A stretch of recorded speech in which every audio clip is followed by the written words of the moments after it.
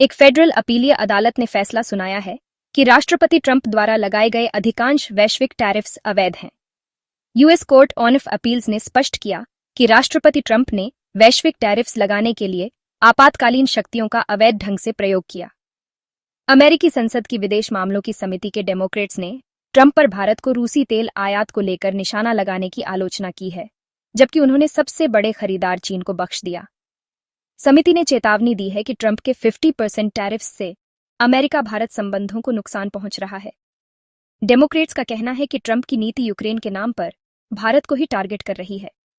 इस बीच क्रेमलिन ने घोषणा की है कि रूसी राष्ट्रपति व्लादिमीर पुतिन दिसंबर 2025 में इंडिया का दौरा करेंगे। वहीं वेनेजुएला के राष्ट्रपति ने शक्ति प्रदर्शन किया है क्योंकि अमेरिका ने वेनेजुएला के तट पर एक शक्तिशाली नौसैनिक बेड़ा तैनात किया है। यह कार्रवाई वॉशिंगटन की वेनेजुएला के खिलाफ ड्रग्स रोधी ऑपरेशन के तहत हुई।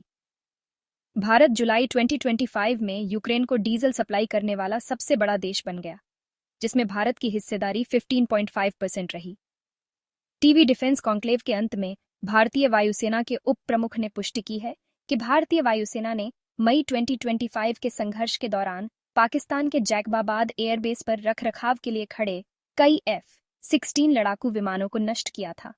भारत ने राजस्थान में पाकिस्तान सीमा के पास वायुसेना अभ्यास के लिए रात का विशेष अलर्ट जारी किया है। भारत अर्थ मूवर्स लिमिटेड ने भारतीय सेना के लिए 4x4 हल्के बख्तरबंद मल्टीपर्पज वाहन LMVs की असेंबली शुरू कर दी है। सेना मैकेनाइज्ड इन्फेंट्री और आर्मर्ड कोर के लिए 800 LMV खरीदने की योजना बना रही है। भारतीय सेना की छाताधारी ब्रिगेड ने स्वदेशी रूप से निर्मित एयरबोर्न फील्ड आर्टिलरी ट्रैक्टर का सफलतापूर्वक एयर ड्रॉप किया है। यह ट्रैक्टर अब एयरबोर्न ऑपरेशनों में तोपों को टो करेगा। DRDO ने भारतीय नौसेना को स्वदेशी सिग्नल स्टार नेवल फ्लेयर सौंप दिया है, जिससे कलवरी क्लास सबमरीनों के लिए विदेशी सिस्टम पर निर्भरता कम होगी।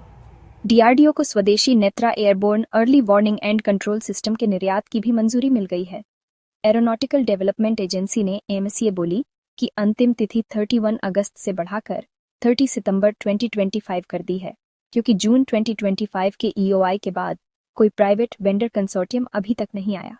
DRDO ने गाइडेड पाइन मार्क के नौसेना संस्करण का विकास शुरू कर दिया है, जिसमें 300 किमी रेंज की गाइडेड रॉकेट होगी, जो दुश्मन युद्ध पोतों पर कोस्टल डिफेंस के लिए इस्तेमाल होगी।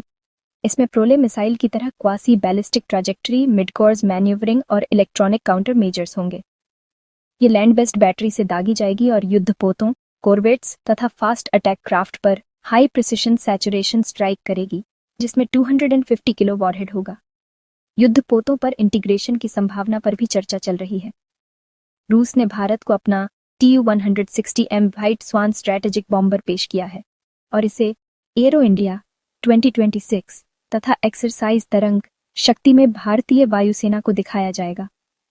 भारतीय वायुसेना इसकी लंबी दूरी की स्ट्राइक जरूरत को पूरा करने के विकल्प के तौर पर मूल्यांकन कर रही है। ये बॉम्बर 12,000 किमी range, 40 ton payload, Mach 2+ speed तथा न्यूक्लियर व हाइपरसोनिक मिसाइलें ले जाने की क्षमता रखता है। रूस का प्रस्ताव है कि भारत नए या रिफर्बिश्ड यूनिट्स खरीद या लीज कर सकता है, जिनकी कीमत 163 से $200 मिलियन प्रति यूनिट है, जिसमें ब्रह्मोस मिसाइल इंटीग्रेशन भी शामिल है। यह लगभग भारतीय राफेल विमान के बराबर लागत है।